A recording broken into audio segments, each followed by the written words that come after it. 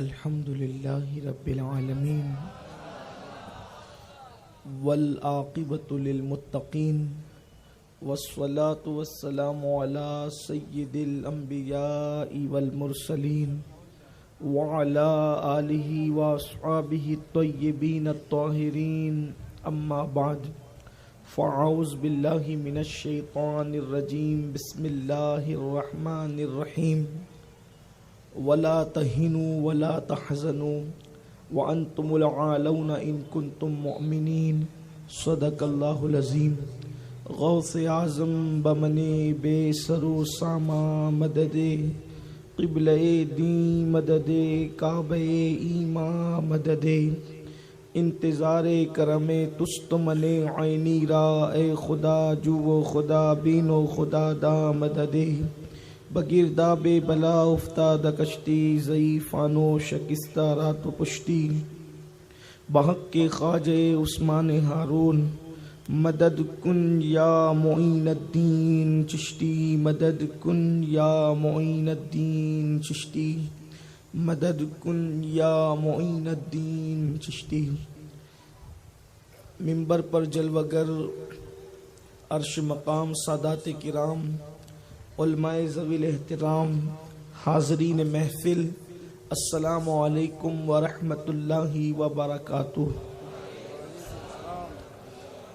انتہائی عقیدت و محبت کے ساتھ اپنے اور ساری کائنات کی مرکز عقیدت انیس بے کساں چارہ ساز درد منداں ہم غریبوں کے غم گسار ہم فقیروں کی ثروت شہر یار ارم تاجدار حرم نو بہار شفاعت شب اسرا کے دولہ نوشے بزم جنت دانائے سبل مولائے کل ختم الرسل خسرو خوباں سیاح لامکاں وجہ کن فکاں در اللہ المکنون سر اللہ المخزون عالم ما کانا وما یکون آب و گل انبیاء جانو دل اصفیاء مطلع ہر سعادت مقطع ہر سیادت خلاصہ کائنات فخر موجودات حضور احمد مجتبی محمد مصطفیٰ ارواحنا فدا صلی اللہ تعالی علیہ وآلہ وصحبہ وبارک وسلم کی بارگاہ بے کس پناہ میں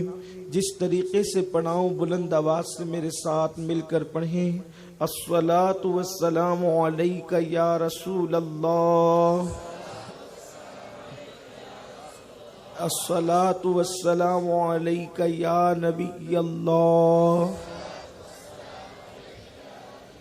الصلاۃ والسلام علیک یا حبیب اللہ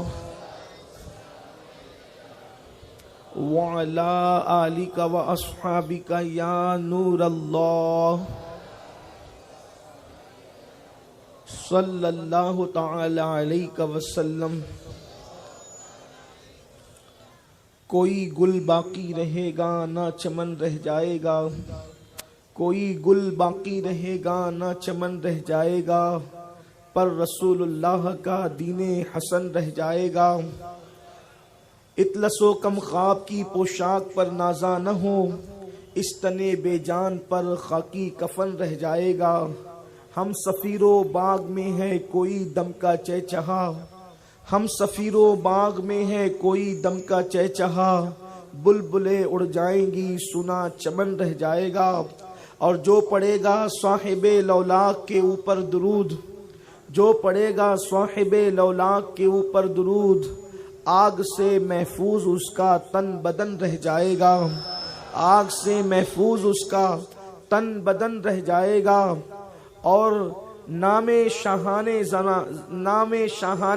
زماں مٹ جائیں گے اس دہر سے، نام شاہانے زماں مٹ جائیں گے اس دہر سے، حشر تک نام و نشانے پنجتن رہ جائے گا، حشر تک نام و نشانے پنجتن رہ جائے گا۔ اور سب فنا ہو جائیں گے کافی وہ لیکن حشر تک، سب فنا ہو جائیں گے کافی وہ لیکن حشر تک، نعت حضرت کا زبانوں پر سخن رہ جائے گا۔ انہیں جانا انہیں مانا نہ رکھا غیر سے کام، انہیں جانا انہیں مانا نہ رکھا غیر سے کام، للہ الحمد میں دنیا سے مسلمان گیا، دل ہے وہ دل جو تیری یاد سے معمور رہا، دل ہے وہ دل جو تیری یاد سے معمور رہا، سر ہے وہ سر جو تیرے قدموں پہ قربان گیا، آہ وہ آنکھ کہ ناکام تمنا ہی رہی، آہ وہ آنکھ کہ ناکام تمنا ہی رہی، ہائے وہ سر جو تیرے در سے پر ارمان گیا۔ اور امام اہل سنت رضی اللہ تبارک و تعالیٰ اپنی قوم کو جو ہے وہ چوٹ کرتے ہوئے پیغام دیتے ہیں، دن لہو میں کھونا تجھے، شب صبح تک سونا تجھے، شرم نبی خوف خدا یہ بھی نہیں وہ بھی نہیں، رزق خدا کھایا کیا، فرمان حق ٹالا کیا، شکر کرم ترس سزا یہ بھی نہیں وہ بھی نہیں۔ الحمدللہ آج بھاؤنگر کی سرزمین پر سواد اعظم اہل سنت و جماعت کی عالمگیر تحریک سنی دعوت اسلامی کے زیر اہتمام 2 روزہ عظیم الشان روح پرور سنی اجتماع کا یہ دوسرا دن، اور دوسرے دن میں ہم اب آخری مرحلوں میں داخل ہو رہے ہیں۔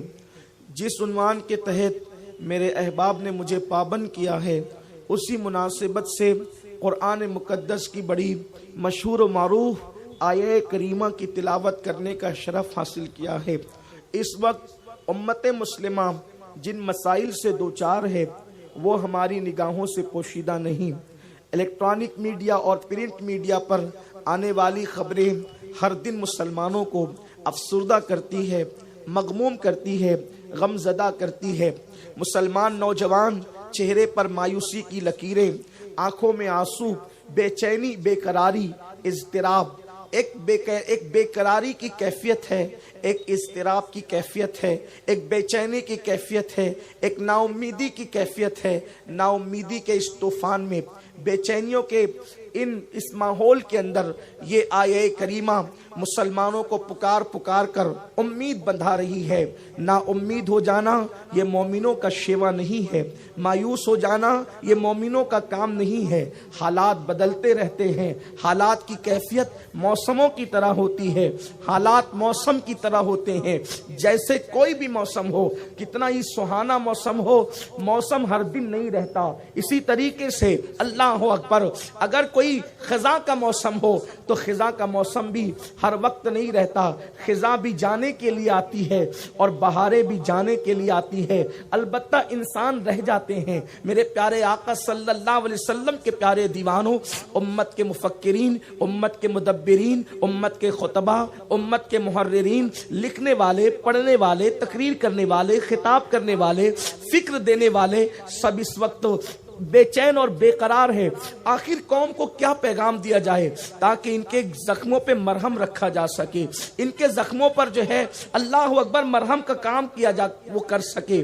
نگاہیں اٹھتی ہے، اللہ کی مدد کیوں نہیں آتی؟ اللہ اکبر۔ کوئی کہتا ہے اللہ کی مدد کیوں نہیں آتی؟ اس لیے کہ ہماری بیٹیاں لوجوں میں بک رہی ہے، اللہ کی مدد کیوں نہیں آتی؟ مسجدوں کا وجود خطرے میں ہے، اللہ کی مدد کیوں نہیں آتی؟ لاشیں اٹھ رہی ہے، اللہ کی مدد کیوں نہیں آتی؟ وجود انسان کا خطرے میں ہے، اللہ کی مدد کیوں نہیں آتی؟ مومنوں کی جان خطرے میں ہے، اللہ کی مدد کیوں نہیں آتی؟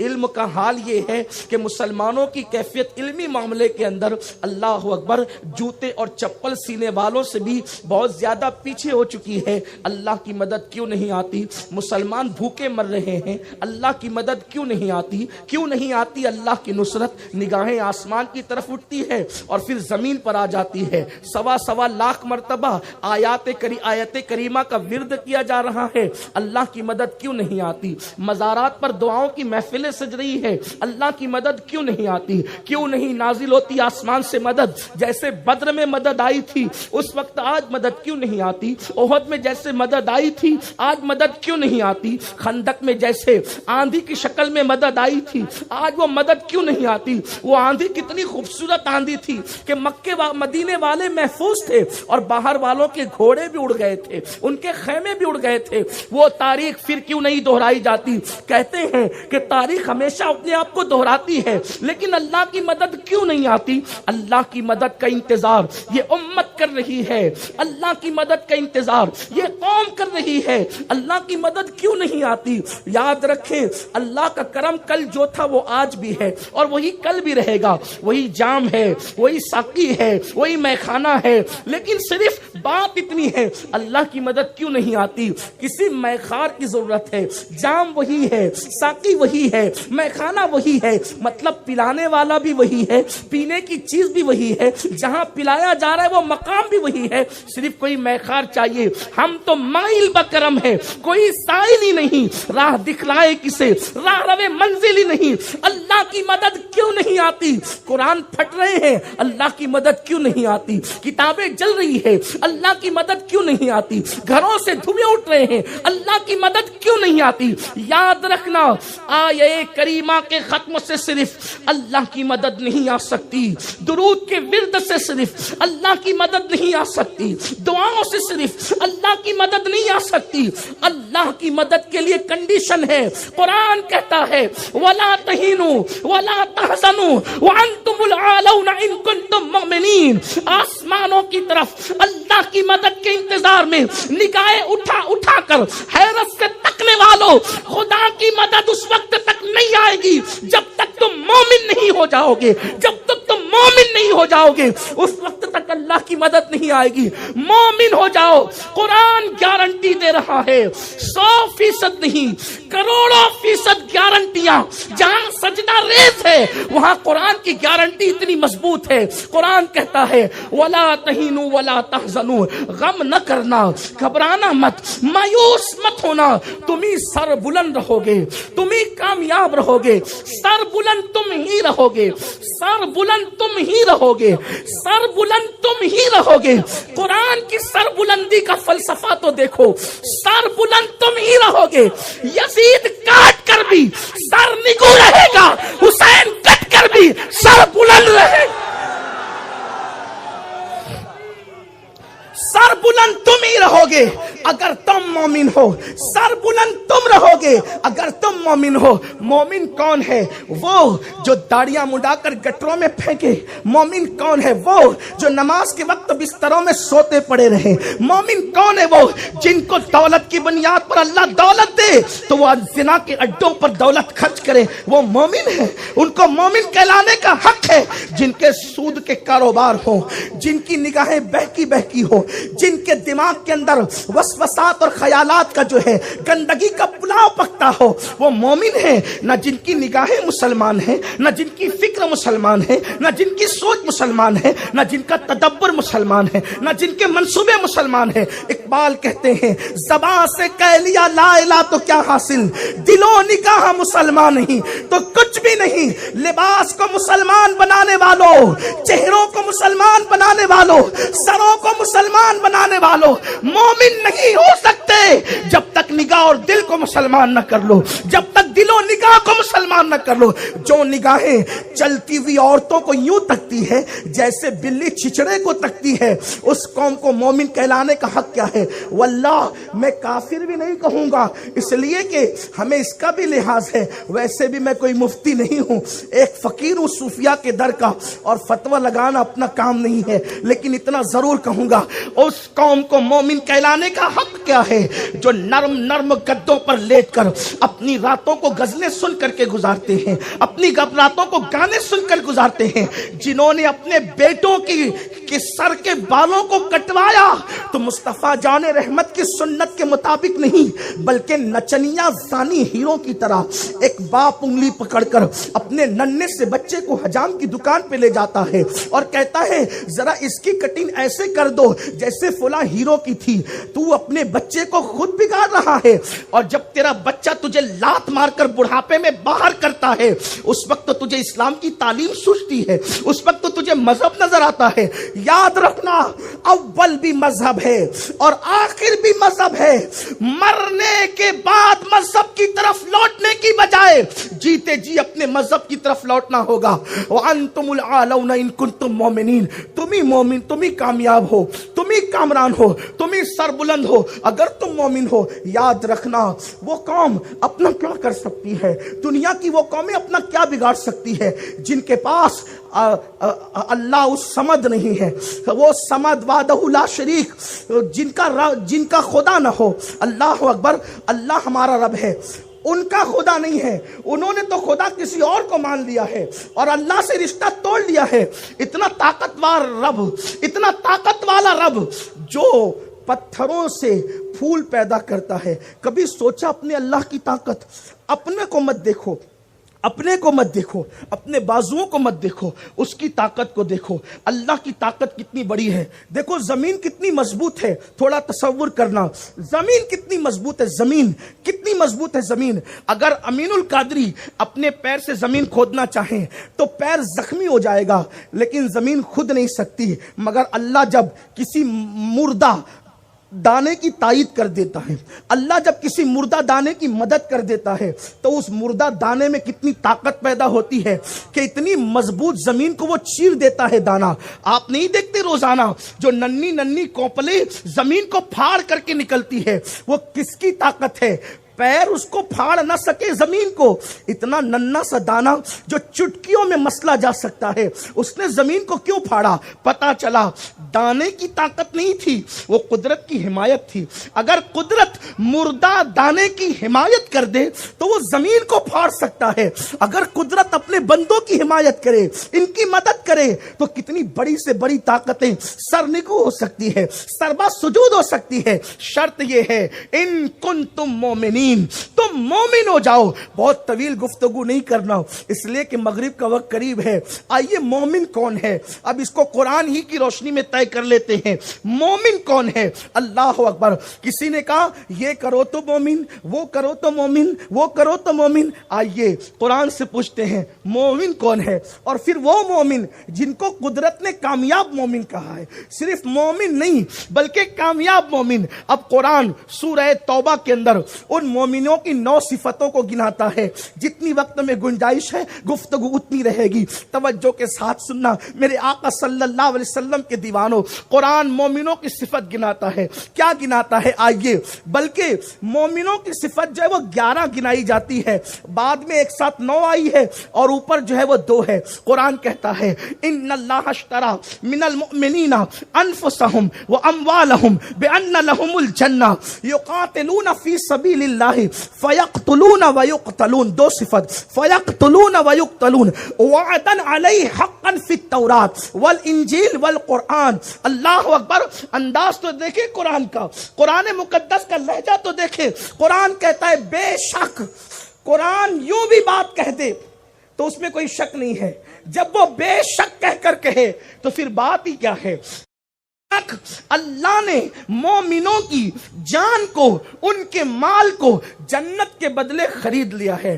کتنے خوبصورت ہے مومنین کہ بازار مصطفیٰ میں خریدار ہے خدا، بازار مصطفیٰ میں خریدار ہے خدا۔ کتنا ہنسی حجاز ہے بازار مصر سے، تڑپا دیا کسی نے مدینے کے ذکر سے۔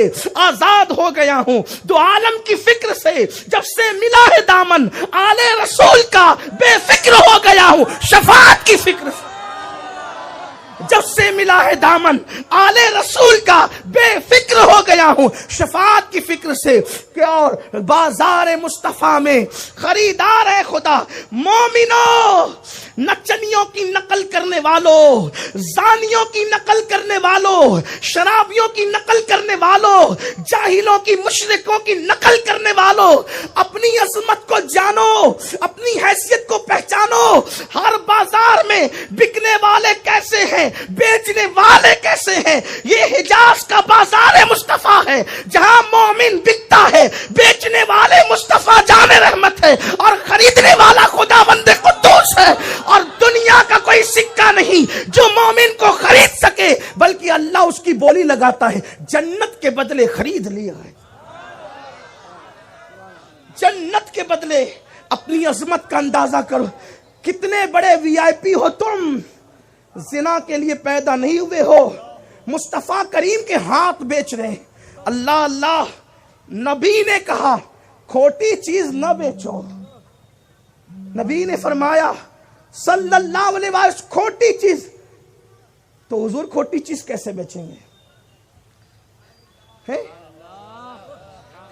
جو دنیا کی مارکیٹ میں کھوٹی چیز بیچنے سے منع کرے، وہ بازار مصطفیٰ میں کوئی کھوٹی چیز بکے گی کیسے؟ تو آپ کہیں گے کہ آپ کھڑے ہیں، نہیں ہم کھڑے نہیں ہیں، جب تک وہاں نہیں پہنچتے کھڑے نہیں ہوتے، جب وہاں پہنچ جاتے ہیں تو پھر ہر کھڑا ہمارے سامنے ہیٹ ہو جاتا ہے۔ یہ بات ہے، ان کے ہاتھ لگ گئے، ان کے ہاتھ لگ گئے تو کٹورا بھی قیمتی ہو گیا، ان کے پیر لگ گئے تو اونٹ کا چمڑا نالین شریف بن گیا۔ ان کی نسبت بلند کرتی ہے، اور خریدنے والا کون؟ اللہ۔ اور پھر اب مومنوں کو بیان کیا جا رہا ہے، یہ نہیں، نعروں سے کام نہیں چلے گا۔ قرآن کہتا ہے مومن کی صفت، وہ اللہ کی راہ میں مرتے بھی ہیں، اللہ کی راہ میں مرتے بھی ہیں، جان دیتے بھی ہیں، جان لیتے بھی۔ مومن کی دو صفت ہوگی، دو صفت، پہلی دو صفت جان دیتے، اور یاد رکھنا جب تک خدا کی راہ میں جان دینے کے جذبات اس امت میں پیدا نہیں ہوں گے، امت کے حالات کبھی بدل نہیں سکتے۔ خالد بن ولید نے کہا تھا بستر پر مرنے سے پیر رگڑ کر مرنے سے بہتر ہے کہ جان اللہ کی راہ میں قربان کی جائے۔ جو بستر پہ مرتے ہیں وہ تڑپ کر مرتے ہیں، اور جو اللہ کی راہ میں مرتے ہیں ادھر خون کا پہلا قطرہ زمین پہ گرتا ہے، ادھر ان کو دیدار خدا نصیب ہوتا ہے۔ اور مرتے وقت ان کو جو لذت ملتی ہے، مرتے وقت جو لذت ملتی ہے، وہ لذت ان کو جنت میں بھی نہیں ملے گی۔ اسی لیے شہید کہیں گے مولا ہمیں دنیا میں پھر بھیج، ہمیں دنیا میں پھر بھیج، اس لیے کہ دشمن کے ہتھیار سے مرتے وقت جو لذت نصیب ہوئی تھی تیرے دیدار کی، وہ یہاں بھی نہیں ملتی۔ لوگ کہتے ہیں یہ مرا، یہ کچلا، یہ برباد ہوا، نہیں، وہاں تو دیدار یار نے اتنی فرصت ہی نہیں دی کہ درد کہاں کہاں ہے۔ ارے حسن یوسف موجود ہو تو انگلیوں کے کٹنے کا درد نہیں ہوتا، یوسف کے خدا کا حسن موجود ہو، یوسف کے خدا کا حسن موجود ہو تو پھر تکلیف کاہے کی؟ کیسی تکلیف اور کاہے کی تکلیف؟ اللہ اکبر۔ تو دو صفت، پھر اس کے بعد قرآن کیا کہتا ہے؟ اللہ فرماتا ہے ہم نے ان سے وعدہ کیا ہے، کہاں؟ فی التورات والانجیل والقرآن، وعدہ کیا ہے مصطفیٰ جان رحمت کے غلاموں سے، کس میں؟ توریت میں، انجیل میں، قرآن میں، تینوں کتابوں کا تذکرہ کیا گیا۔ اور پھر اللہ تبارک و تعالیٰ آگے ایک ساتھ 9 صفت بیان کرتا ہے، التائبون العابدون الحامدون السائحون الراکعون الساجدون الآمرون بالمعروف والناہون عن المنکر والحافظون لحدود اللہ وبشر المؤمنین۔ اب مومن کی 9 صفت میں کتنی اپنے اندر ہے تھوڑا چیک کرتے ہیں، آئینہ دیکھتے ہیں۔ پہلی صفت التائبون، بلکہ پہلی نہیں تیسری، لیکن اب میں اس کو پہلی دوسری گنوں گا، اس کو پھر 2 آپ بعد میں ایڈ کر لیجئے گا، 2 میں نے پہلے تذکرہ کر دیا، وقت ہوتا ایک ایک صفت پر ایک ایک تقریر ہے۔ طالب علموں کے لیے، علماء کے لیے تو پتہ نہیں کتابیں بھر جائیں، ہم لوگ تو خوشہ چین لوگ ہیں، جوتیاں سیدھی کرنے والے، ہمیں کیا آتا ہے؟ لیکن اس کے باوجود بھی جوتیاں سیدھی کرنے کی برکت اپنے مشائخ کی کہ ایک ایک صفت پر ایک ایک کم سے کم ایک ایک تقریر، اور اہل علم کے لیے تو پورا خزانہ ہے۔ زندگی ختم ہوگی، معنی قرآن ختم نہیں ہوگی۔ روایت میں آتا ہے، امام اہل سنت نے بھی بیان کیا ہے، نزول قرآن بند ہوا ہے، معنی نزول قرآن عاشقوں کے دل پر آج بھی ہو رہا ہے۔ قرآن کی جتنی بار آیت پڑھی جائے اتنے اس کے معنی نئے ہوتے جاتے ہیں۔ التائبون پہلی صفت، اللہ نے مومن کی پہلی صفت بیان کی، توبہ کرنے والے، یعنی وہ کثرت سے توبہ کرتے ہیں، ان کی زندگی کا ہر لمحہ توبہ کرتے گزرتا ہے۔ کچھ لوگوں کو توبہ کرنے میں بڑی شرم ہے، یاد رکھنا یہ تکبر کی علامت ہے۔ جو توبہ نہیں کرتا اس کو شیطان بنایا جاتا ہے، اور جو توبہ کرتا ہے اس کو آدم بنایا جاتا ہے۔ فرق آدمی اور شیطان میں یہی ہے کہ وہ اکڑ گیا اور آدم نے 200 سال تک آنسو بہائے، 200 سال تک پتہ چلا، اور پھر یہ حضرت آدم کے آنسو تھے۔ جب چڑیا اتنے آنسو تھے کہ اس کی ایک گویا کے تالاب کی شکل اختیار کر گئے، حضرت آدم علیہ السلام کے آنسو، چڑیا اس میں سے پانی پیتی تو کہتی کیا مزیدار ہے یہ پانی، تو حضرت آدم کہتے یہ پانی نہیں ہے، یہ کسی کے ندامت کے آنسو ہے۔ ندامت کے آنسو میں لذت یوں ہی ہوا کرتی ہے۔ تو التائبون توبہ کرنے والے، گنہگار توبہ کرے تو گناہ معاف ہوتے ہیں، نیکوکار توبہ کرے تو درجات بلند ہوتے ہیں۔ اللہ کے رسول علیہ السلام، ہم اپنے نبی سید المعصومین، جان عصمت، کان حیا، اللہ کے حبیب صلی اللہ علیہ وآلہ وسلم ارشاد فرماتے ہیں ایک دن میں خود بھی 100 مرتبہ اللہ کی بارگاہ میں استغفار کرتا ہوں۔ یہ اللہ کے رسول کی زندگی ہے، ایک دن میں 100 مرتبہ استغفار اللہ کے رسول کرتے ہیں۔ اور ہمارا حال یہ ہے، ہم 1000 دن بھی گزر جائیں تو توبہ اور استغفار کی توفیق نہیں ہوتی۔ اگر کہیں استغفار بھی پڑھایا جائے تو لوگ استغفر اللہ ربی من کل ذنب واتوب الیہ پڑھ کے نکل جاتے ہیں۔ استغفر اللہ کا مطلب کیا ہے کچھ پتہ نہیں، توبہ کا مطلب کیا ہے کچھ پتہ نہیں۔ یاد رکھو، توبہ کا مطلب یہ ہے کہ جن گناہوں سے توبہ کر رہے ہو ان گناہوں کا تصور کرو کہ وہ میں نے گناہ کیا تھا، وہ گناہ ہے اور اب میں نہیں کروں گا۔ گویا کہ اللہ اور بندے کے درمیان ایک وعدہ ہوتا ہے، وہ وعدہ کیا جاتا ہے، اس کا نام توبہ ہے۔ پھر کبھی اس کی طرف پلٹ کر بھی نہیں جانا، اس کا نام توبہ ہے۔ علامہ اسماعیل حقی رحمت اللہ علیہ نے روح البیان میں لکھا ہے کہ توبہ سے پہلے جو ایک گناہ کیا جاتا ہے، توبہ کرنے کے بعد جب وہ گناہ ہوتا ہے تو پھر وہ 70 گناہوں سے بدتر ہے۔ توبہ سے پہلے جو گناہ کیا ہے، بعد توبہ اگر وہ گناہ کرے پھر وہ 70 گناہوں سے بدتر ہے۔ اس لیے توبہ کا مطلب یہ کہ توبہ کی پھر ادھر نہ گئے۔ ایک روایت پڑھتا ہوں اور اپنے آگے کی طرف بڑھتے ہیں۔ آؤ، بہت بڑا نام ہے تابعین کی صف میں، حضرت سیدنا مالک ابن دینار رضی اللہ تعالیٰ عنہ۔ یہ مالک بن دینار اس بزرگ کا نام ہے کہ جن کا تذکرہ ہمارے مرشد سیدی داتا علی ہجوری رحمت اللہ علیہ بھی فرماتے ہیں۔ داتا صاحب کے بارے میں سنیوں کو پتا ہے کہ میرے مرشد غوث پاک کہتے تھے اگر میرے دور میں داتا حیات ہوتے تو میں انہی کا مرید ہوتا۔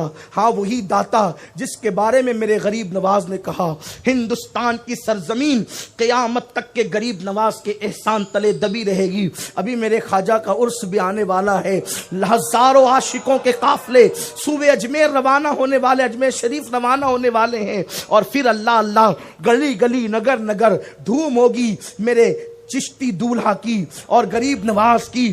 یاد رکھنا سنیو، ہم بن بلائے مہمان نہیں ہیں ہندوستان میں، ہم خواجہ کے بسائے ہوئے غلام ہیں ہندوستان میں۔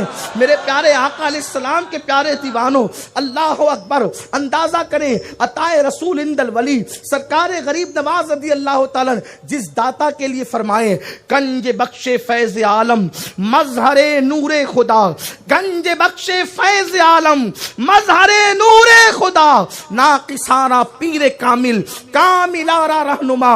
یہ کسی جلسے کا ناظم نہیں کہہ رہا ہے، ناقصارہ پیر کامل کاملارہ رہنما۔ یہ وہ معین الدین چشتی کہہ رہے ہیں جنہوں نے عالم بیداری میں رسول اللہ کو دیکھا اور حضور نے ان کو ہندوستان روانہ کیا، اور وہ غریب نواز جس نے 90 لاکھ کافروں کو ایمان کی دولت عطا کی۔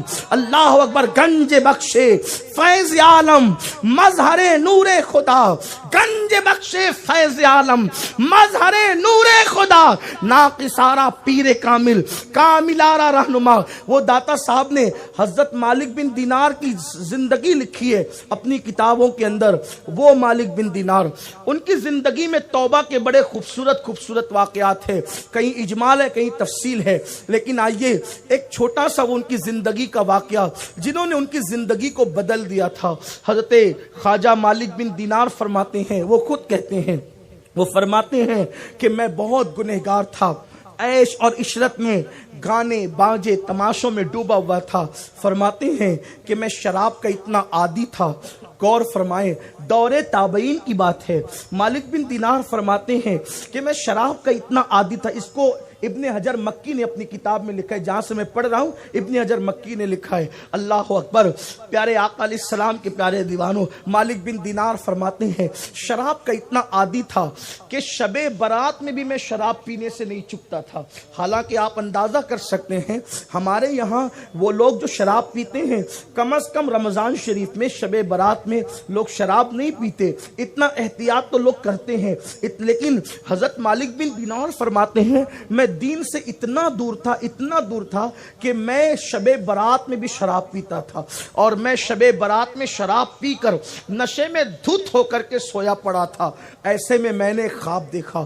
یاد رکھنا، جب قدرت کسی کی دستگیری کرنا چاہتی ہے، جب قدرت کسی کو اپنی طرف بلانا چاہتی ہے، پھر کسی خطیب کا کسی کا محتاج نہیں کرتی. قدرت اس کے لیے راہ خودی پیدا کرتی ہے. والذین جاہدوا فینا لنہدینہم سبلنا، کہ جو ہماری راہ میں کوشش کرتے ہیں ہم ان کے لیے راستے پیدا کرتے ہیں. کوشش کرنے والوں کے لیے راستے پیدا کرتے ہیں، لیکن کبھی کبھی جو کوشش نہیں کرتے اس کو بھی کرم سے اپنے قریب کر لیا کرتے ہیں. کیسا کریم ہے وہ مالک، کیسا کریم ہے وہ رب. اللہ اکبر. جس کی چادر رحمت اتنی وسیع ہے کہ فرماتا ہے سبقت رحمتی اللہ غضبی، کہ میری رحمت میرے غضب پر سبقت لے گئی ہے.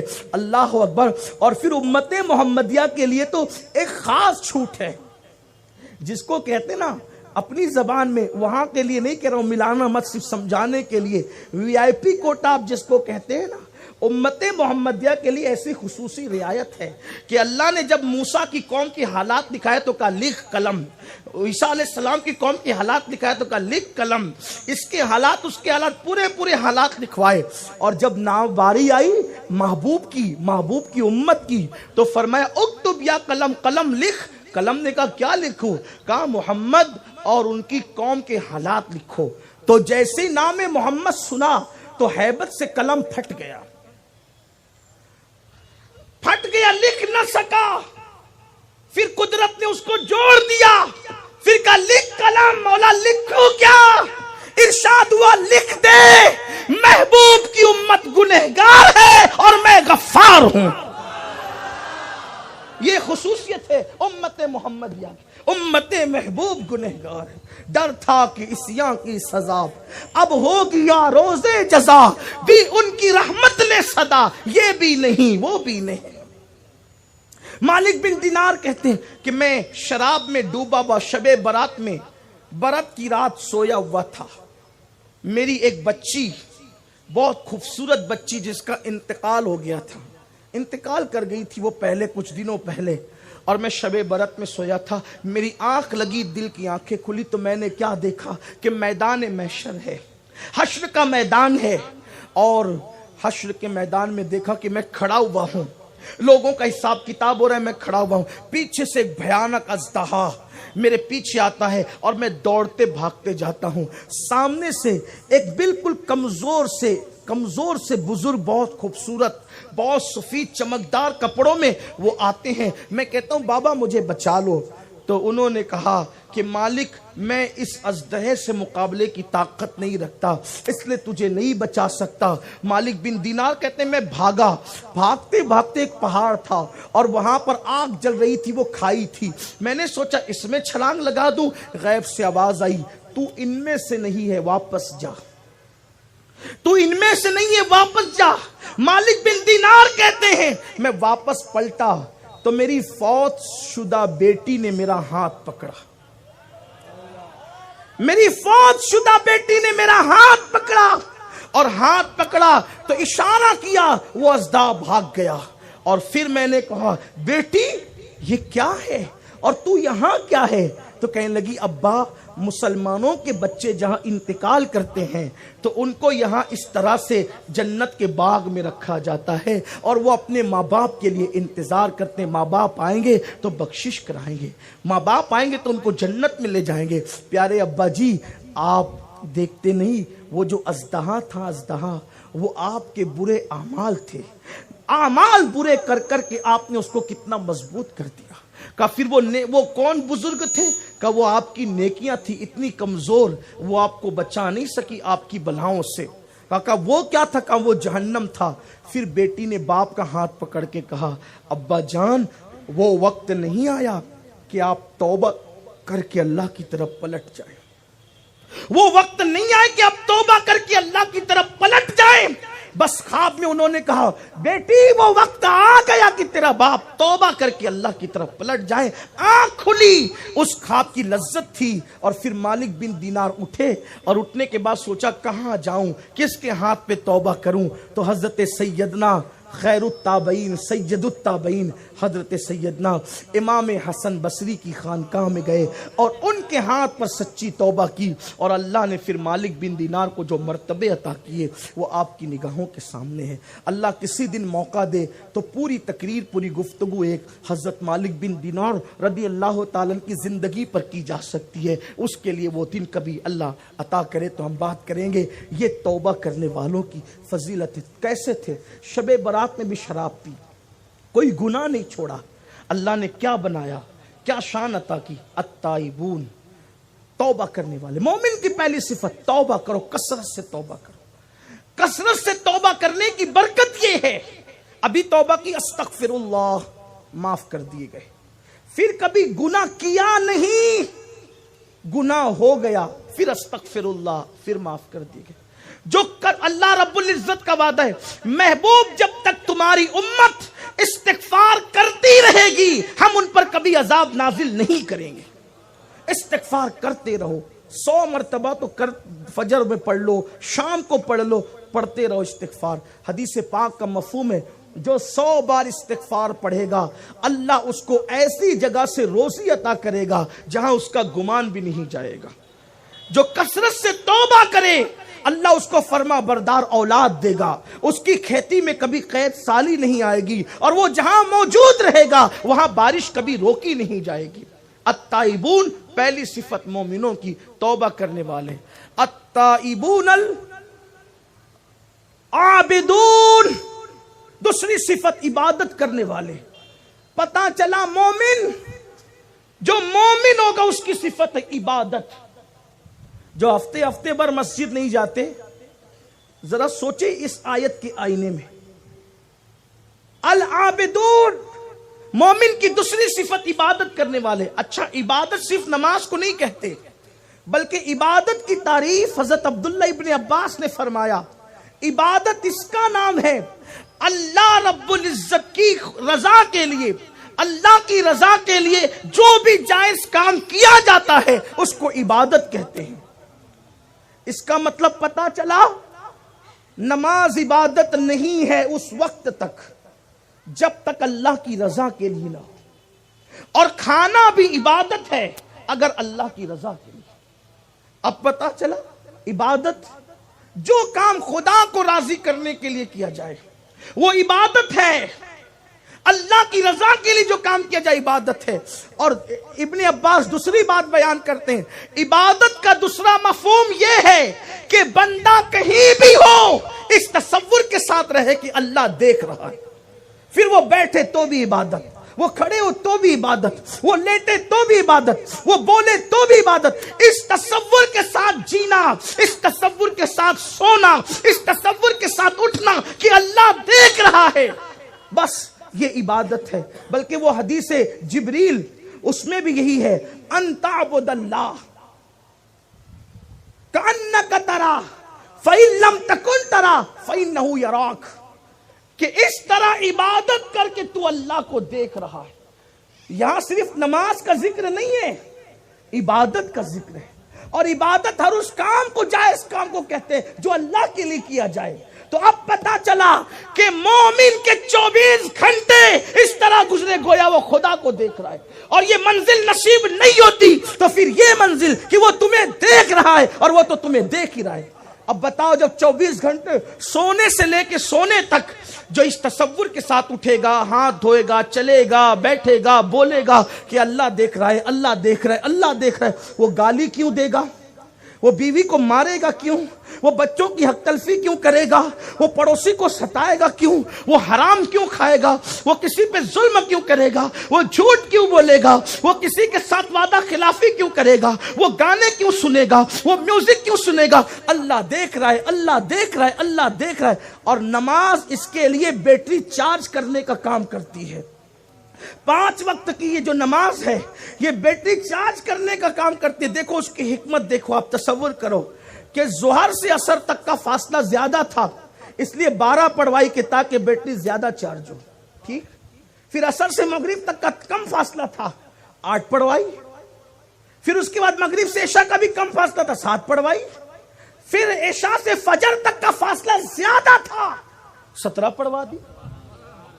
جتنی زیادہ پڑھو گے اتنا زیادہ دل کی چارجنگ ہوتی رہے گی. اور یہ تصور کہ اللہ دیکھ رہا ہے, اللہ دیکھ رہا ہے, اللہ دیکھ رہا ہے, اس کی اصل حکمت تو اللہ رسول جانے. یہ جو فلسفیوں نے بتایا ہے میں وہ آپ کے سامنے منتقل کر رہا ہوں. اللہ دیکھ رہا ہے, اللہ دیکھ رہا ہے, یہ تصور. تو 24 گھنٹے عبادت میں ہے, اللہ دیکھ رہا ہے. العابدون. پھر کہتا ہے تیسری صفت الحامدون, حمد کرنے والے, خدا کا شکر کرنے والے. خوشی میں بھی شکر کرتے ہیں, غمی میں بھی شکر کرتے ہیں. کیا وہ لوگ ہیں؟ یہاں تو خوشی میں بھی شکر نہیں ہے, خوشی میں بھی شکر نہیں ہے. اور یاد رکھنا جو قوم شکر کرنا چھوڑ دیتی ہے اس قوم پر نعمت اترنا بند ہو جاتی. شکر کرو, لیا تو بھی شکر کرو, دیا تو بھی شکر کرو. اور یاد رکھنا اس کا کوئی کام حکمت سے خالی نہیں ہے. لوگ کہتے ہیں یہ ہو گیا, یہ ہو گیا. ارے کیا ہو گیا؟ کچھ نہیں ہوا, جو کیا اچھا. اب بندے کی مرضی کیا ہے؟ مجھے یہاں ایک بات یاد آئی, بہت اچھی سی پیاری سی بات. اگر اللہ کے ہر کام میں راضی رہ کر شکر کرو گے کبھی نقصان نہیں ہوگا. آگے ہمارے لیے کیا ہے ہمیں نہیں پتا, اس کو پتا ہے. وہ جانتا ہے ہمارے لیے بہتر کیا ہے, وہ وہی کرتا ہے جو ہمارے لیے بہتر ہے.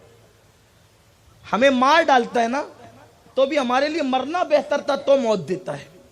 ہاں, وہ موت بھی اس لیے نہیں دیتا کہ معاذ اللہ وہ تمہیں دشمن رکھتا ہے, واللہ کبھی نہیں. وہ تو 70 ماؤں سے زیادہ پیار کرتا ہے. ہاں یار, یہ اچھا نہیں ہے کہ لوگ یہ تانا دے کہ جلدی مرتا بھی نہیں. اس سے بہت بہتر ہے کہ لوگ یہ کہے کاش ہی اور جیتا. موت اس کی ہے, زمانہ جس کا کرے افسوس. وہ موت ہے. ورنہ ایسے لوگ ہیں جو موت مانگتے ہیں.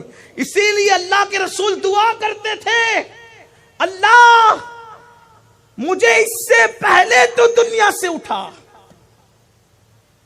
ارذل العمر حضور علیہ السلام نے کہ اس سے پہلے کہ جو وہ 66 بڑھاپا لگے اس سے پہلے تو مجھے دنیا سے اٹھا.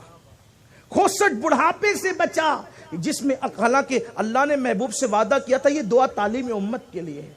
اور پھر قدرت نے محبوب کو بلایا اپنے پاس کی شان سے کہ ابھی حضور کی داڑھی میں 10 یا 11 بال بھی سفید نہیں ہوئے تھے اور حضور اللہ کی طرف پلٹ گئے. اور جانتے ہیں حضور کے جسم کی لطافتیں کیا ہے, کیا شان ہے میرے محبوب کی. ام المومنین حضرت عائشہ صدیقہ کہتی ہے کہ اللہ کے رسول نے میری گود میں وصال کیا.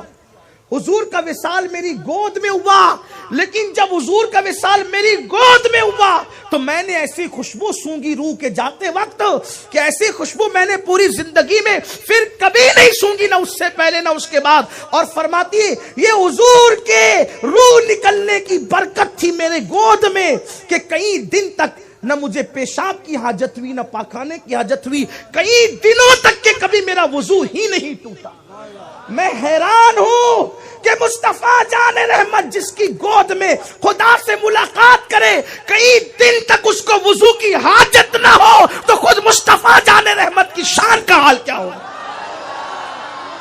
جو چیزیں ہم پڑھتے پڑھاتے وہ صرف تعلیم امت کے لیے ہے، ورنہ حضور کی شان تو بڑی اعلیٰ ہے۔ وہ سو جائیں تو معراج منامی، وہ جاگے تو خدا سے ہم کلام، معجزات معجزات معجزات، اٹھے تو معجزہ، بیٹھے تو معجزہ، لیٹے تو معجزہ، سوئے تو معجزہ ہے، سب معجزہ، حسن معجزہ، چلنا معجزہ، بولنا معجزہ۔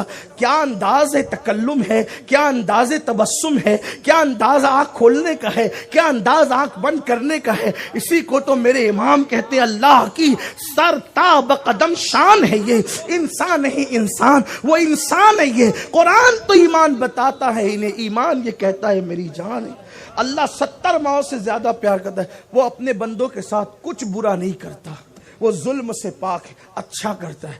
ٹھوکر لگی اچھا ہوا، الحمدللہ لگی نا۔ ٹھوکر لگنے سے کیا فائدہ ہے؟ گناہ کی وجہ سے لگی ٹھوکر، لیکن ٹھوکر لگی تو گناہ معاف ہو گئے۔ اچانک لائٹ بند ہوئے گناہ معاف ہو گئے، بیمار ہوئے گناہ معاف ہو گئے، پیسے چوری ہوئے گناہ معاف ہو گئے۔ مومن کا جو بھی نقصان ہوتا ہے وہ گناہ معاف کرا دیتا ہے۔ بولو کتنا سستا سودا ہے، ادھر نقصان ہو رہا ہے ادھر گناہ معاف ہو رہے۔ مومن کو کوئی نقصان نہیں ہے، مومن کو جو مومن ہو جائے کوئی نقصان نہیں ہے، بھلا ہو تو فائدہ اور نہ بھلا ہو تو بھی گناہوں کی مغفرت۔ تو آگے کیا ہونا ہے وہ سنیے بات، کیونکہ مغرب میں بالکل بات مغرب تک کے ختم کرنی ہے۔ ابھی تو ہم دوسری صفت پر پہنچے، تیسری صفت پر پہنچے اور اوپر کی اعتبار سے 5ویں صفت پر، لیکن مجھے آج یہ پوری 9 صفت پڑھ دینا ہے، چاہے پھر تشریح ہو یا نہ ہو ایسی پڑھ دوں گا اللہ کی توفیق سے۔ لیکن اللہ کرے ہم اس آئینے میں اپنے آپ، میں بھی اور آپ بھی اپنے آپ کو دیکھیں۔ ایک گاؤں میں ایک اللہ کے ولی رہتے تھے، ایک گاؤں میں اللہ کے ولی رہتے تھے، اور اس گاؤں کا رواج یہ تھا کہ وہ لوگ مرغا پالتے تھے۔ مرغا کیوں پالتے تھے؟ تاکہ مرغا بانگ دے گا تو صبح اٹھیں گے۔ اس وقت کا الارم تھا وہ بانگ مرغا دیتے، اور مرغے کی بانگ بھی بڑی بابرکت ہے۔ یہ مرغے کی جو بانگ ہے وہ کیوں ہوتی ہے پتہ ہے آپ کو؟ عرش کے نیچے ایک فرشتہ ہے، توجہ کریں آپ، دھیان ہے آپ کا۔ عرش کے نیچے ایک فرشتہ ہے، جب نماز کا وقت آتا ہے تو وہ فرشتے کی شکل مرغے جیسی ہے، وہ مرغا نہیں ہے، وہ ہے فرشتہ، لیکن اس کی شکل مرغے جیسی ہے۔ اس کو علامہ دمیری نے اپنی کتاب میں لکھا ہے، حیات الحیوان کے اندر۔ حیات الحیوان کی اسناد وغیرہ آپ جانتے ہو، علماء اس سے باخبر ہے، لیکن صرف جو وہ فضیلت کے باب میں پڑھ رہا ہوں۔ تو علامہ دمیری لکھتے ہیں کہ عرش کے نیچے ایک فرشتہ ہے جس کی شکل مرغے جیسی ہے، اور جب عبادت کا وقت ہوتا ہے تو وہ مرغا آیت پڑھتا ہے، وہ فرشتہ آیت پڑھتا ہے۔ کیا پڑھتا ہے وہ؟ قوموا للہ قانتین، قوموا للہ قانتین، قوموا للہ قانتین۔ کچھ سمجھ میں آیا؟ قوموا للہ قانتین، قوموا للہ قانتین۔ وہ فرشتہ آیت پڑھتا ہے، کھڑے ہو جاؤ اللہ کی عبادت کے لیے ادب کے ساتھ۔ تو وہ عرش کے نیچے جو فرشتہ مرغے کی شکل کا ہے، جب وہ کہتا ہے قوموا للہ قانتین، تو زمین کے سارے مرغے اس کی آواز کو سن کر اس کی آواز میں اپنی آواز ملا کر کہتے ہیں قوموا للہ قانتین، قوموا للہ قانتین، قوموا للہ قانتین۔ ہم کہتے ہیں مرغا بانگ دے کے ککڑکو کر رہا ہے، ککڑکو نہیں کر رہا ہے، وہ کہہ رہا ہے قوموا للہ قانتین، اللہ کی عبادت کے لیے ادب کے ساتھ کھڑے ہو جاؤ۔ اسی لیے سرکار کی حدیث ہے جب مرغا بانگ دیتا ہے اس وقت جو دعا کی جاتی ہے اللہ دعاؤں کو قبول کر لیتا ہے۔ مرغے کی بانگ کے وقت تو دعائیں قبول ہوتی ہے، وہ ککڑکو نہیں کرتا، وہ ہم انسانوں کو کہتا ہے عبادت کے لیے ادب کے ساتھ کھڑے ہو جاؤ، قوموا للہ قانتین۔ اب یہ ایک عقیدے کی بات سن لو، بولو وہ فرشتہ کہاں ہے جو کہتا ہے قوموا للہ قانتین؟ کہاں ہے؟ بولو کہاں ہے؟ کہاں ہے؟ عرش کے نیچے۔ اور تمہارا مرغا 200 500 600 روپے میں خریدا جانے والا مرغا، گلیوں میں چرنے والا مرغا کہاں ہے؟ زمین پر ہے. بولو عرش دور ہے کہ زمین دور ہے؟ اللہ اکبر. اتنی دور عرش ہے، ساتوں آسمان کے اوپر عرش ہے. اس عرش کے نیچے فرشتہ کہتا ہے قوموا للہ قانتین. تو یہ مرغا اس کی آواز سن لیتا ہے. جب مرغا عرش والے فرشتے کی آواز کو اللہ کی عطا سے سن سکتا ہے تو مدینے والا مصطفیٰ امتی کی آواز کو کیوں نہیں؟ بغداد والا غوث العظم غلاموں کی آواز کو کیوں نہیں سن سکتے؟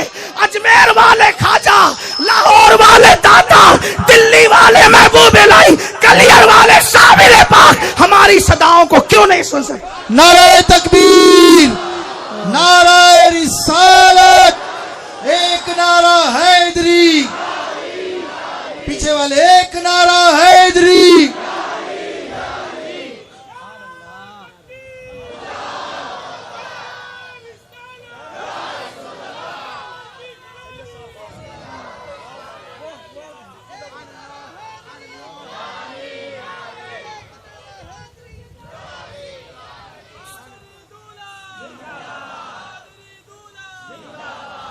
بیچارہ مولوی پوری زندگی یہی تقریر کرتا رہا کہ دور سے اللہ سنتا ہے، اللہ کے سوا دور کے کوئی نہیں سنتا. لیکن میں کہنا چاہتا ہوں مولوی جی آپ نے بند میں پڑھا ہے، بند میں. آپ کی عقل بند ہے. اگر آپ کو پڑھنا ہے تو وہاں پڑھیے جہاں عشق رسول کے سرمے لگائے جاتے. ہاں باب مدینۃ العلم سے رشتہ توڑ کر کسی کو علم کی خیرات کیا مل سکتی؟ علی سے دور ہوئے تو در در کے بھکاری بن گئے. علم پڑھا، علم کی سمجھ، دور کی اللہ ہی سنتا، اللہ صاحب سنتے. ارے ملا جی اللہ دور کی نہیں سنتا، باقی سب دور کی سنتے. ہاں سمجھ میں آئی بات؟ آپ کہتے ہیں اللہ دور کی نہیں سنتا. کیوں نہیں سنتا؟ کیونکہ جو دور ہوتا ہے وہ دور کی سنتا ہے، وہ کسی سے دور ہی نہیں ہے. نحن اقرب الیہ من حبل الورید. اللہ کہتا ہے شہرک سے زیادہ قریب ہوں، اور ملا کہتا ہے کہ اللہ دور کی سنتا ہے. ارے وہ تیرا خدا ہوگا جو دور ہے، ہمارا خدا جس کے لیے لا الہ پڑا ہے وہ ہماری جانوں سے زیادہ قریب ہے. نعرہ تکبیر، نعرہ تکبیر، نعرہ تکبیر، نعرہ تکبیر، نعرہ رسالت. پوری زندگی لا الہ پڑھا، ابھی تک اللہ کی معرفت نصیب نہیں ہوئی.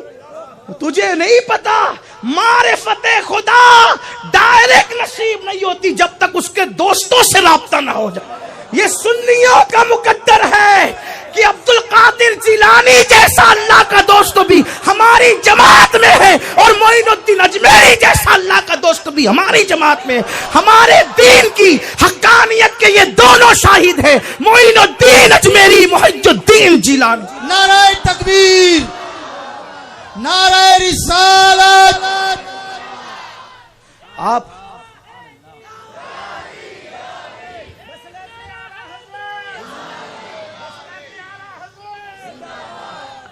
آپ برا نہیں مانے، آپ کہیں گے کہ غصے میں آپ نہیں بھائی. جو اللہ کو گالی گیا اللہ دور کی سنتا ہے. قرآن کہہ رہا ہے کہ اللہ جان سے زیادہ، شے رگ سے زیادہ قریب، اور نبی بھی سنتے ہیں. کیا مقدر ہے مومنوں کے، اللہ شے رگ سے زیادہ قریب، اور نبی النبی اولا بالمومنین من انفسہم، نبی جانوں سے زیادہ قریب. کیا شان ہے مومنوں کی، نہ یہ دور ہے نہ وہ دور ہے. اسی لیے جو لوگ وہ شعر پڑھتے ہیں نا کہ ہم یہاں سے پکارے وہاں وہ سنے، یہاں وہاں نہیں ہے میرے عزیز. یہ اعلیٰ حضرت کا شعر نہیں، یہاں سے پکارے وہاں، وہ بہت محتاط لکھتے ہیں. کسی اور نے لکھ دیا ہوگا یہاں وہاں. انہوں نے یہ کہا دور و نزدیک کے سننے والے وہ کان لالے کرامت پہ لاکھوں سے. اب آپ کہیں گے کہ وہ تو جان سے زیادہ قریب ہے تو پھر دور کی کیسے سنیں؟ یہی تو بات ہے. اللہ کے لیے قید نہیں ہے، مومن کی فرق ہے. کیا کہا؟ نحن اقرب الیہ من حبل، میں اب تمہاری شہرک سے، لیکن حضور کے لیے قید لگائی. النبی اولا بالمؤمنین، مومنوں کی قید لگائی. تو مومن کے علاوہ اور بھی تو ہے، تو پھر وہ تو دور ہی رہتے ہیں نا. یہ بات ہے. لیکن اللہ تعالیٰ نے اپنے لیے مطلقاً فرمایا کہ میں تمہاری شے رخ سے زیادہ. بات دور نکل گئی. تو عرض کر رہا تھا کہ وہ مرغا پالتے تھے. اسی طرح بعض صوفیہ نے فرمایا ہے، صوفیہ کرام نے لکھا ہے، اور یہ بھی علامہ دمیری نے بھی اس کو لکھا ہے کہ سفید مرغا پالنے سے جنات پریشان نہیں کرتے. گھر میں اگر سفید مرغا رکھیں تو جنات پریشان نہیں کرتے. یہ علامہ دمیری نے لکھا ہے. آپ کہیں گے کیا آپ حیات الحیوان کھول کے بیٹھ گئے؟ ایسا نہیں ہے، بات نکلی تو عرض کر دیا. ہاں، تو مرغا پالا انہوں نے، اور بیل بھی تھا ہل چلانے کے لیے، اور گدھا بھی تھا بوجھ اٹھانے کے لیے، اور کتا تھا کھیت کی اور گھر کی رکھوالی کرنے کے لیے. اللہ کے ولی تھے. نیند سے ایک دن اٹھے تو دیکھا کہ گدھا مر گیا. بیوی آئی، دیکھا گدھا مر گیا. عورتیں تو عورتیں ہوتی ہے، گدھا مر گیا. کوئی بات نہیں، اللہ کا شکر کرو، جس حال میں رکھے کوئی نہ کوئی حکمت ہوگی. دوسرے دن بیل مر گیا. اب آئی یہ دیکھیے کہ بیل بھی مر گیا. کہا کوئی بات نہیں، اللہ کا شکر ادا کرو، کوئی نہ کوئی حکمت ہوگی. کہا بھئی اب کھیت میں ہل کیسے چلائیں گے؟ کہا چھوڑ، وہ رزاق ہے، رزق دے گا. شکایت نہ کر، شکر کر، حمد کر اس کی. الحمدللہ الحمدللہ، دیا تو الحمدللہ، لیا تو الحمدللہ. تیسرے دن مرغا بھی مر گیا. چوتھے دن کتا بھی مر گیا. کلو پورا گھر خالی ہو گیا. کہا چھوڑ بیوی، شکر کر، اس کا کام ہے، ہر کام میں حکمت ہے. پانچویں دن اس گاؤں کے اندر ڈاکو آئے. اندھیرا تھا اس گاؤں میں، ڈاکو اندھیرا تھا. جس کے گھر کے آنگن میں کتے تھے، ڈاکوؤں کی آواز سن کے انہوں نے بھونکنا شروع کیا. کتے کی آواز سن کے مرغوں نے چلانا شروع کیا. بیل اور گدھے کو دیکھ کے اندازہ کیا کہ اس گھر میں لوگ ہیں، اس گھر میں لوگ ہیں. سارے گاؤں والوں کو لوٹا بھی، قتل بھی کیا، مار ڈالا، اور سب لوٹ کر لے گئے. جب ان کے گھر کے پاس آئے، اندھیرا تھا، نہ کتے کے بھونکنے کی آواز تھی، نہ مرغے کے چلانے کی آواز تھی، نہ گدھا کھڑا تھا، نہ بیل کھڑا تھا. سوچا اگر یہ گھر آباد ہوتا تو اس گھر میں بھی کچھ نہ کچھ وہ علامتیں ہوتی جو اوروں کے گھر میں تھی. یہ گھر ویران ہے، چلو آگے بڑھو. پورے گاؤں والوں کی جان بھی گئی، مال بھی گیا، سب گیا. جب صبح ہوئی، بیوی اور شوہر نے دیکھا تو شوہر نے کہا دیکھ، قدرت نے تیری 4 چیزیں لے کر تیری کتنی جان کی حفاظت فرمائی. جو ہوتا ہے اچھا ہوتا ہے، مایوس نہیں ہونا. مر جانے دو بیل کو، جان بچے گی. مر جانے دو مرغے کو، جان بچے. کوئی مایوس نہیں ہونا. ہمارا رب اللہ ہے، جس نے ماں کے پیٹ میں حفاظت کی ہے وہ دنیا میں حفاظت نہیں کرے گا. جس نے سانسوں کے بغیر زندہ رکھا ہے. ماں کے پیٹ میں ہم سانس لیتے تھے، پوچھو ڈاکٹروں سے. 4 مہینے کے تھے تو جان آ گئی تھی، سانسوں کے بغیر زندہ رکھا. سانسیں تو بعد میں، یا آخری ایام میں آئی سانسیں. لیکن سوچو صحیح، سوچو، حرکت ہو رہی تھی، سب کچھ ہو رہا تھا، کھلا بھی رہا تھا. بغیر منہ کے کھلا رہا. جو بغیر منہ کے کھلا سکتا ہو وہ میرا اللہ ہے. اس لیے اس پر یقین رکھو. الحامدون 3 صفت ہوگی. چوتھی صفت التائبون العابدون الحامدون الساححون، سیر کرنے والے. ابن عباس کہتے ہیں سیر کرنے والوں سے مراد روزہ رکھنے والے. روزہ رکھنے والوں کو سیر کرنے والا کیوں کہا؟ اس لیے کہ جو روزے دار ہوتے ہیں، یعنی رمضان شریف کے بھی روزے رکھتے ہیں، پھر اللہ توفیق دے تو نفلی بھی رکھتے ہیں. رکھا کرو. 13, 14, 15 کا روزہ مت چھوڑا کرو. ام المومنین حضرت عائشہ صدیقہ فرماتی ہیں کہ حضور سفر میں بھی یہ روزے نہیں چھوڑتے تھے. 13, 14, 15 ہے نفل ہے. رمضان بلکہ فرض روزے بھی جو وہ سفر میں چھوڑے جا سکتے، رکھنا بہتر ہے. لیکن حضور علیہ السلام 13, 14, 15 کے یہ نفل روزے بھی نہیں چھوڑتے تھے. اور آقا فرماتے ہیں کہ جو لوگ یہ 13, 14, 15 کے روزے رکھیں گے، قیامت کے دن ان کے چہرے ایسے چمکیں گے جیسے 14ویں کی رات کا چاند چمکتا ہے. اور اگر اللہ توفیق دے تو پھر پیر کا بھی رکھے، جمعرات کا بھی رکھے، لیکن 13, 14, 15 تو رکھا ہی کرے. اور اس سے روزہ رکھنے والے مومن کی صفت. تو اللہ نے کہا ساحیون، سیر کرنے والے. سیر تو روزہ رکھنے والوں کو سیر کرنے والا کیوں کہا؟ اس لیے کہ کوئی نماز کے دروازے سے آئے گا، کوئی حج کے دروازے سے آئے گا، کوئی زکوٰۃ کے دروازے سے آئے گا، کوئی توبہ کے دروازے سے آئے گا۔ روزے داروں کے لیے 8 دروازے کھول دیے جائیں گے اور کہا جائے گا جس دروازے سے چاہو داخل ہو جاؤ۔ اور پھر اسی پر بس نہیں، ان کو کہا جائے گا جنت گھوم کر دیکھو اور جو مقام پسند آئے اسی میں مقیم ہو جاؤ۔ یعنی ہر ایک کو قدرت کی مرضی سے جنت ملے گی۔ اور روزہ رکھنے والوں کو کہا جائے گا او اللہ کے لیے بھوکے رہنے والوں، جنت میں گھوم کر سیر کر کے دیکھو، جو مقام تمہیں پسند آئے وہی تمہارا ٹھکانہ ہے۔ یہ روزہ رکھنے کی برکت ہے۔ اسی لیے فرمایا روزہ آدھا صبر ہے، نصف صبر ہے روزہ، اور فرمایا روزہ میرے لیے ہے اور میں ہی اس کی جزا ہوں۔ روزے دار کو خدا کا دیدار نصیب ہوگا۔ اور یوں بھی اللہ کے رسول علیہ السلام نے فرمایا کہ میری امت کے کچھ بندے ایسے ہیں کہ جن کی وجہ سے بارش برستی ہے، میری امت کے کچھ بندے سے جن کی وجہ سے بارش برستی ہے، جن کی وجہ سے اناج اگتا ہے، جن کی وجہ سے بلائیں ٹلتی ہے، جن کی وجہ سے خوشیاں نصیب ہوتی ہے، جن کی وجہ سے ٹھنڈی ہوائیں چلتی ہے، کائنات کا نظام ان کے ذریعے سے چلتا ہے۔ صحابہ نے پوچھا حضور وہ کون لوگ ہیں؟ اللہ کے رسول فرماتے وہ ابدال لوگ ہیں، وہ ابدال، ان کی وجہ سے یہ ساری نعمتیں آتی ہے۔ صحابہ نے پوچھا آقا انسان ابدال کیسے بنتا ہے، ابدالوں میں اس کا شمار کیسے ہوتا ہے؟ تو آقا فرماتے کثرت عبادت کی وجہ سے ان کو یہ مرتبے نہیں ملتے، بلکہ ان کو کچھ چیزوں کی وجہ سے مرتبے ملتے ہیں۔ پہلی چیز وہ کثرت سے بھوکے رہتے ہیں، اور دوسری چیز وہ مومنوں کے لیے دل ہمیشہ صاف رکھتے ہیں۔ اس 2 صفتوں کی وجہ سے اللہ اسے مقام ابدالیت عطا فرما دیتا ہے۔ یہ بھوک کی برکت ہے، ابدال کا مقام ملتا ہے بھوکے رہنے سے۔ اسی لیے روزے کو بہت بڑی بات کی۔ الصاححون، پھر کہا گیا الراکعون، رکوع کرنے والے۔ یہ رکوع ایسی خاص عبادت ہے کہ امت محمدیہ سے پہلے اللہ نے رکوع کسی امت کو عطا نہیں کیا۔ امت محمدیہ کا خاصہ ہے رکوع کرنا۔ اسی لیے کہا قرآن پاک کی آیت میں اللہ پاک فرماتا ہے وَارْكَعُوا مَعَ الرَّاكِعِينَ، رکوع کرنے والوں کے ساتھ رکوع کرو۔ اس سے جماعت کا حکم ہمارے فقہا بیان کرتے ہیں۔ تو رکوع کرنے والے یعنی وہ کثرت سے رکوع کرتے ہیں۔ رکوع کرنے والے، حدیث پاک میں آتا ہے کہ جب کوئی رکوع کرتا ہے تو اس کی پشت پر گناہ کا بوجھ ڈال دیا جاتا ہے، اور جب وہ سر اٹھاتا ہے تو وہ گناہ کا بوجھ گر جاتا ہے۔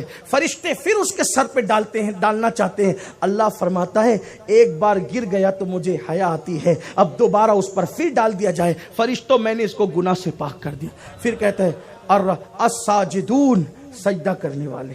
یہ عاجزی کی انتہا ہے۔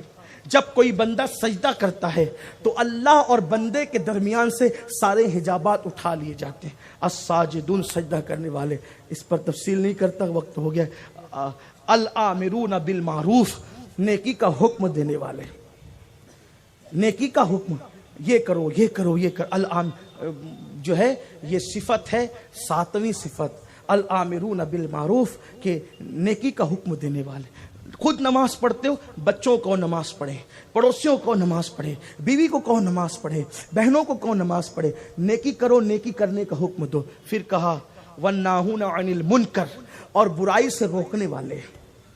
وہ برائی سے روکتے ہیں، گناہ دیکھا ناراض ہو گئے، روک دیا، یہ دیکھا نہیں وہ دیکھا نہیں۔ نیکی کا حکم دینا آسان ہے، برائی سے روکنا مشکل ہے۔ حدیث پاک میں آتا ہے برائی سے روکنے والوں کا شمار اللہ کے نزدیک مجاہدوں میں ہوتا ہے، اور برائی سے روکنے والوں کو اللہ شہادت سے بڑا درجہ عطا فرماتا ہے۔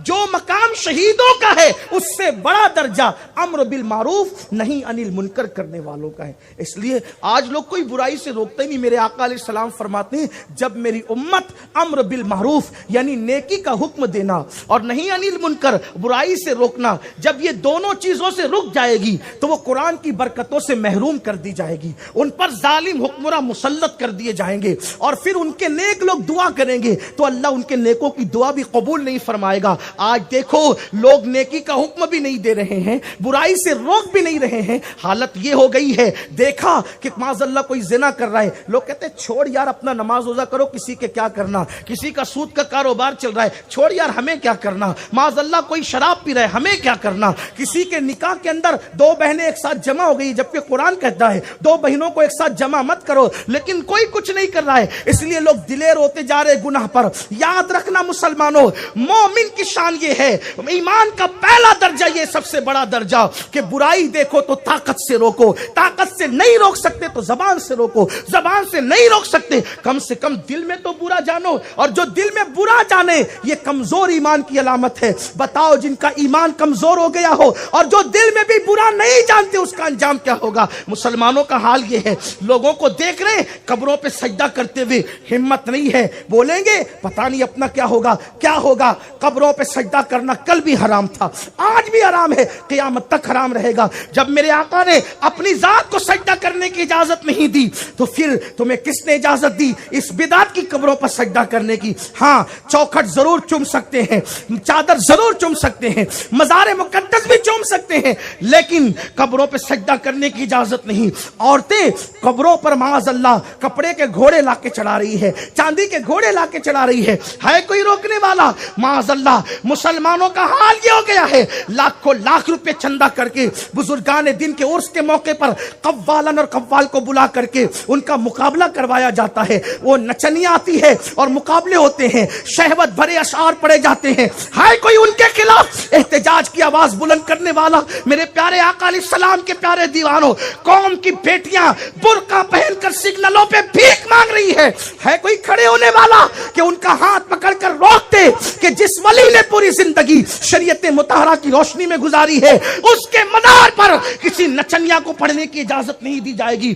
ہاں ہم جو ہے وہ خانقاہی سما کے ضرور قائل ہیں, ہم اس کا کبھی انکار نہیں کر سکتے, اس لیے کہ ہمارے مرشدوں کے مرشد حضرت خواجہ قطب الدین بختیار کاکی کا وصال عین سما کی حالت میں مولانا احمد جام کے شعر پر ہوا تھا. وہ شعر یہ تھا, کشتگانے خنجر تسلیم را ہر زماں از غیب جانے دیگرس. کبھی انشاءاللہ موقع رہا تو خانقاہی سما کا اصل تصور کیا ہے وہ بھی پیش کر دیا جائے گا, لیکن یاد رکھیں یہ جو سلسلہ تم نے شروع کر رکھا ہے نچنیوں کا, اللہ اکبر, فاحشہ عورتوں کا, اس ولی کے دل پر کیا گزرتی ہوگی جس نے پوری زندگی شریعت کی روشنی میں گزارا. لوگوں کو شاید سنی دعوت اسلامی اس لیے بری لگتی ہوگی یا ہمارے علماء اور ہمارے سچے مشائخ اس لیے برے لگتے ہوں گے کہ معاذ اللہ وہ حق بات کہتے ہیں. لوگ شیعوں کے ساتھ اٹھ بیٹھ کر رہے ہیں, رافضیوں کے ساتھ رشتہ داریاں کر رہے ہیں, وہابی دیوبندیوں کے ساتھ گستاخان رسول کے ساتھ رشتہ داریاں کر رہے ہیں. کوئی علم جہاد بلند کرنے والا کہ ہم اس شادی میں شریک نہیں ہوں گے جس شادی میں گستاخ رسول کی بیٹی سے نکاح ہو یا گستاخ رسول کے بیٹے سے نکاح ہو؟ جب قرآن کہہ چکا لا تجد قوما یؤمنون باللہ والیوم الآخر یوادون من حاد اللہ ورسولہ ولو كانوا آباءهم او ابناءهم او اخوانهم او عشیرتهم اولئک كتب فی قلوبهم الایمان وأیدهم بروح منہ. قرآن کہتا ہے نبی کا دشمن تمہارا باپ ہو تو چھوڑ دو, تمہارا بھائی ہو تو چھوڑ دو, تمہارا بیٹا ہو تو چھوڑ دو, تمہارے اہل عشیرت ہو تو چھوڑ دو, اللہ سب کو چھوڑیں گے تو کیا اکیلے رہ جائیں؟ وہ قرآن کہتا ہے انعام دیں گے اولئک کتب فی قلوبہم الایمان, تمہارے دلوں پر ایمان کی مہر لگا دیں گے, تو اکیلا نہ رہے گا, جبریل کے ذریعے سے تیری مدد کریں گے. نعرہ تکبیر. نبی سے جو ہو بے گانا اسے دل سے جدا کر دے, پدر مادر برادر جان و مال ان پر فدا کر دے. گستاخ رسول باپ گستاخ ہو جائے تو چھوڑ دو, تم رشتہ داریاں کر رہے ہو مال کی بنیاد پر. او مال کے بندو, کوئی دے گا تو کتنا دے گا, جہیز ملے گا تو کتنا ملے گا, مگر سنو وفاداری مصطفیٰ جان رحمت کی بنیاد پر حضور دیں گے تو دینے والا بنا دیں. کون دیتا ہے؟ دینے کو منہ چاہیے, امر بالمعروف نہیں عن المنکر. اسی لیے میں اپنے جوانوں سے کہتا ہوں سنی دعوت اسلامی سے جڑ جاؤ, یہ حق بات کہنے کی جماعت ہے, اس میں قدرت نے اتنی قوت دی ہے کہ یہ جہاں جاتی ہے عمل کی بھی اصلاح کرتی ہے اور عقیدے کی بھی اصلاح کرتی ہے. ہم وہ زنانہ سنیت کے قائل نہیں ہے جہاں صرف عمل کی بات ہوتی ہو. ہم سنیت کو چھپا کر بات نہیں کرتے. جہاں عمل کی ضرورت ہے وہاں عمل کی اصلاح ہوگی، اور جہاں عقیدے کی ضرورت ہے وہاں عقیدے کی اصلاح ہوگی. کوئی آئے یا نہ آئے ہمارا سودا کھلا کھلا ہے. ہم زنانہ سنیت کی بات نہیں کرتے. ہم تو وہ سنی ہیں جو جیتے جی کہتے ہیں دشمن احمد پہ شدت کیجئے، ملحدوں کی کیا مروت کیجئے، غیظ میں جل جائیں بے دینوں کے دل، یا رسول اللہ کی کثرت کیجئے. شرک ٹھہرے جس میں تعظیم حبیب، اس برے مذہب پہ لعنت کیجئے.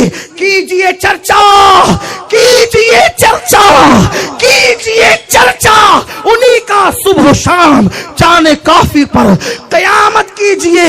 اور جیتے جی یہ کہتے ہیں، مرنے کے بعد کہتے ہیں میں وہ سنی ہوں، میں وہ سنی ہوں. امین قادری مرنے کے بعد میرا لاشا بھی کہے گا الصلاۃ والسلام. آؤ،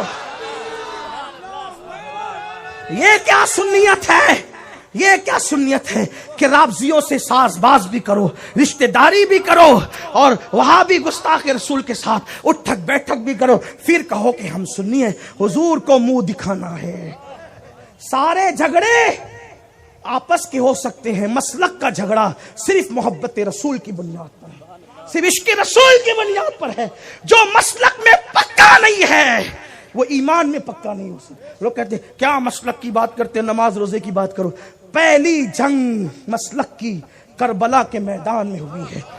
اگر مسلک چھوڑ دے تو کربلا چھوڑنا پڑے گا، اور واللہ مسلمان، سچا مسلمان کبھی کربلا چھوڑ نہیں سکتا.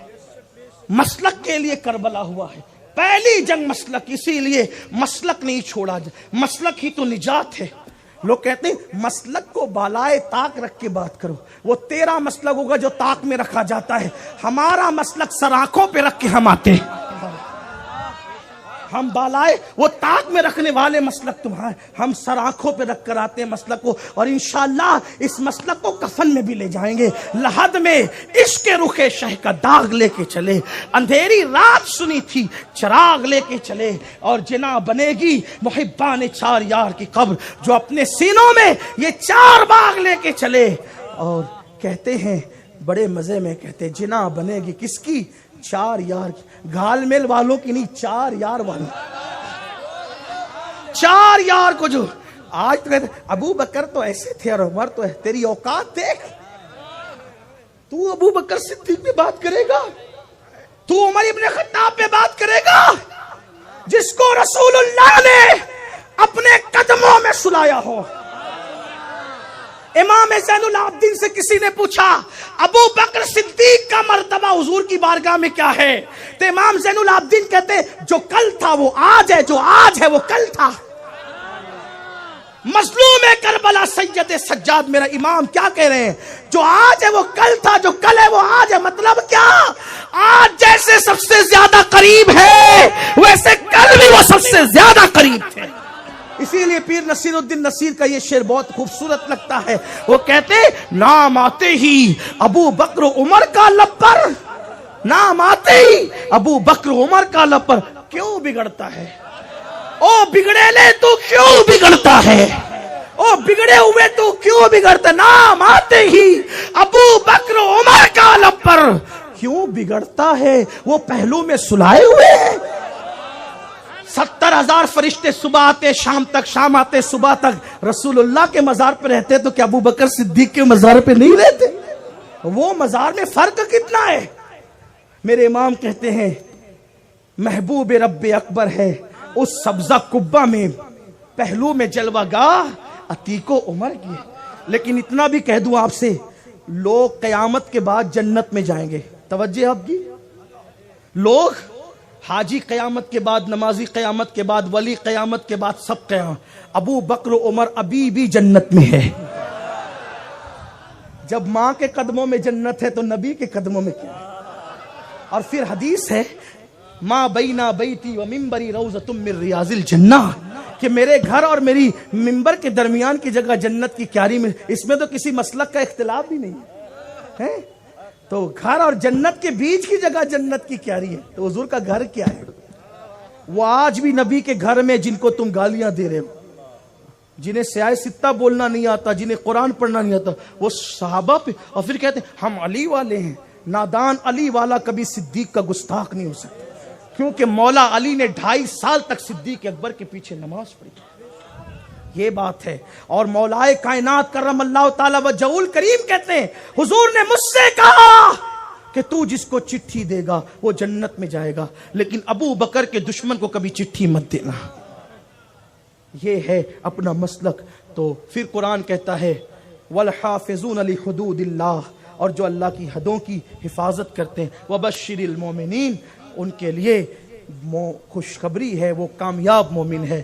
ان 11 صفتوں میں 11ویں کے غلاموں، 11ویں والے کے غلاموں، ان 11 صفتوں میں اپنا آئینہ دیکھو، اگر ہم میں یہ صفتیں موجود ہے وَأَنْتُمُ الْأَعْلَوْنَ إِن كُنتُم مُؤْمِنِينَ، کام وہ لے لیجئے، تم کو جو راضی کرے، ٹھیک ہو نام رضا، تم پہ کروڑوں درود۔ دوران گفتگو کوئی غلطی ہو اللہ معاف کرے۔ استغفر اللہ ربی من کل ذنب واتوب الیہ وما علینا الا البلاغ۔ السلام علیکم۔